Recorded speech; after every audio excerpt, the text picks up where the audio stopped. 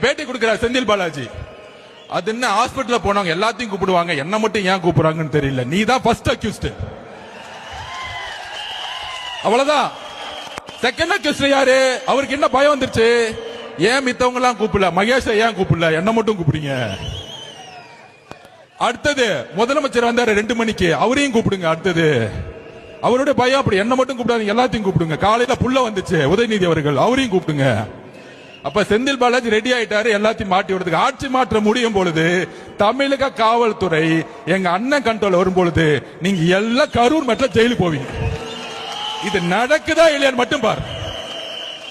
இப்ப 6 டிஸ்ட்ரிக்ட்ல திருவாரூருக்குள்ள அண்ணன் நுழைகிறார்.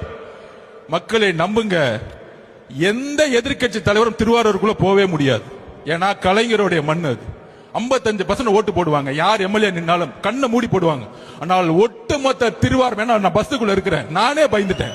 ஒட்டுமொத்த திருவாரூர் மண்ணில் ஒரு 2 கிலோமீட்டர் போறதுக்கு 4 மணி நேரம் ஆச்சு அண்ணன் போறதுக்கு.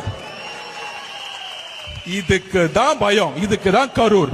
அப்ப கரூர்ல பிரச்சனை நடத்தி என்ன பண்ணாங்க? அவர் ஒரு கொலை குற்றவாளியில மாட்டவரதுக்கு வேலையை பண்ணிட்டாங்க. அண்ணன் எமோஷனல் ஆளு, ஆல்ரெடி மக்களுடைய இறப்பு. இந்த பிரச்சனை எல்லாம் பண்ண அரசியல் விட்டு போயிடுவாரு, பிரஷர் கொடுத்தா அரசியல் விட்டு போயிடுவார். நாம் அதெல்லாம் கடந்து, வழியெல்லாம் கடந்து அழுது ஒரு 50 நாள் சட்ட போராட்டங்கள்லாம் முடிச்சு, ஒருவேளை திமுக போட்டாங்க ஹைகோர்ட்ல எஸ்ஐடி போட்டாங்களே, உடனே ஒரு ஆபீசரை போட்டு அப்பாயின்மெண்ட் பண்ணாங்களே, ஒருவேளை தமிழக அரசு இது என்கொயரி பண்ணிருந்தா நான் முதற்கொண்ட அருண்ராஜ் முதற்கொண்டு திரு அண்ணன் நம்ம ஆனந்த முதற்கொண்டு இன்னைக்கு வரைக்கும் ஜெயில தான் இருந்திருப்போம். எல்லா கொலை பழி நம்ம மேல போட்டிருப்பாங்க.